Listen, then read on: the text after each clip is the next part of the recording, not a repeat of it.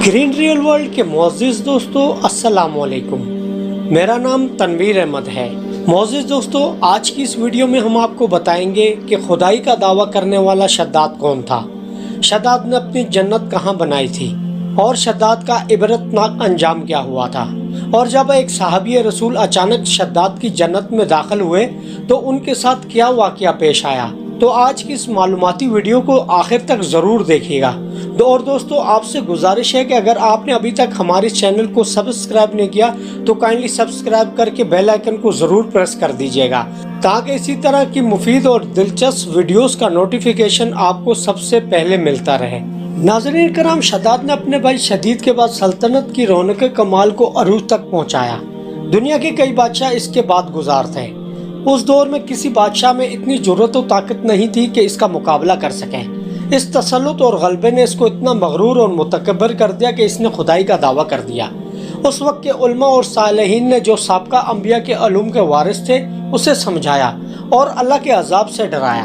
तो वो कहने लगा, जो हुकूमत और दौलत और इज्जत इसको अब हासिल है, इससे ज़्यादा अल्लाह ताला की इबादत करने से क्या हासिल होगा। जब कोई शख्स किसी की खिदमत और अतात करता है, या तो इज्जत और मनसब की तरक्की के लिए करता है या फिर दौलत के लिए करता है। मुझे तो ये सब हासिल है, मुझे क्या ज़रूरत कि मैं किसी की इबादत करूं। हज़रत हूद अलैहिस्सलाम ने उसे समझाने की बहुत कोशिश की, लेकिन बेसूद रहा।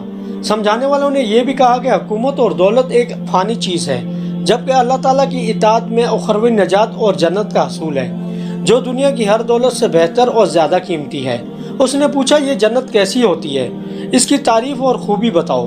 नसीहत करने वालों ने जन्नत की वो सिफात जो अंबिया कराम की तालीमात के जरिए उनको मालूम हुई थी, इसके सामने बयान की। तो इसने कहा, मुझे इस जन्नत की ज़रूरत नहीं, ऐसी जन्नत तो मैं खुद इस दुनिया में ही बना सकता हूँ। चुनाचा इसने अपने अफसरों में से 100 मोतबर अफराद को बुलाया, हर एक को 1000 आदमियों पर मुकर्रर किया और तामीर के सिलसिले में इन सब को अपना नुक्ता नज़र और पसंद समझा दी।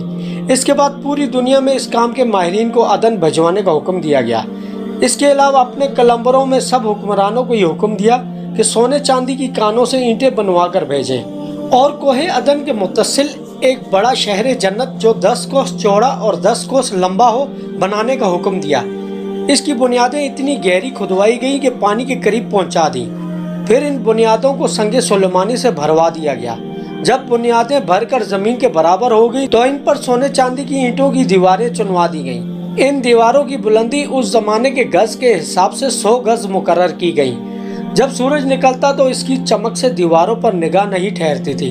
यूं शहर की 4 दीवारी बनाई गई। इसके बाद 4 दीवारी के अंदर 1000 महल तामीर किए गए। हर महल 1000 सतूनों वाला था और हर सतून को जवाहरात से बनाया गया था।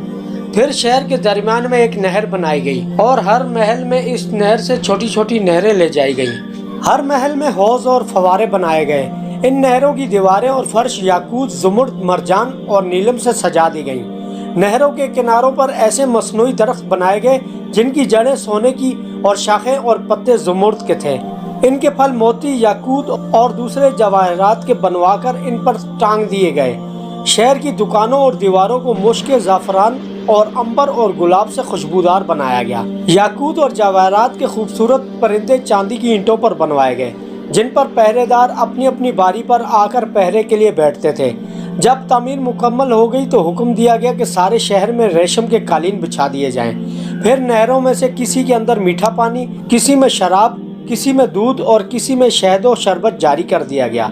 बाजारों और दुकानों को बेहतरीन पर्दों से आरास्ता कर दिया गया और हर पेशा हुनर वाले को हुक्म हुआ कि अपने अपने कामों में मशगूल हो जाएं, और ये कि इस शहर के तमाम बासियों के लिए हर वक्त हर किस्म के फल मेवे पहुंचाया करें। 12 साल की मुद्दत में जब ये शहर इस सजावट के साथ तैयार हो गया तो तमाम उमरा और अरकान दौलत को हुक्म दिया गया कि सब इसी में आबाद हो जाएं। फिर शद्दाद खुद अपने लाओ लश्कर के हमरा इंतहाई तकब्बुर और गुरूर के साथ इस शहर की तरफ रवाना हुआ।